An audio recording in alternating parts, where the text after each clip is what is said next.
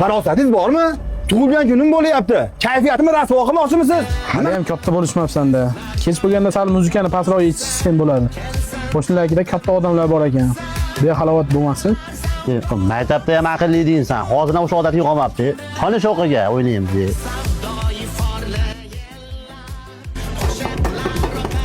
Mansallarga nima dedim? Ana qo'shning chiqdi. O'sha turishgan o'chirib tur. Bor Abdurahim qarachi. Keling qo'shni, tinchlikmi? Tinchlik. Men ham sizni tug'ilgan kuningiz bilan tabriklagan chiqyapman.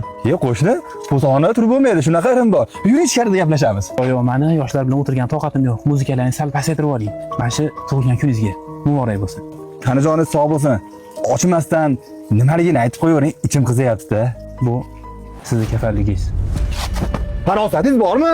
Tug'ilgan kunim bo'lyapti. Kayfiyatimni rasvo qilmoqchimisiz? Nima qilaman kafanlikda hozir tug'ilgan kunimda? Qo'shni, o'zingiz bosib oling. Umringiz 1 yil o'tdi. Bu degani o'limga 1 yil yaqinlashdingiz degani. Bu ham kerak bo'lib qolar. Bu ham arzimas bo'lsa ham suvg'a. Yaxshi o'yinglar. Sal muzika pasaytirib qo'yinglar.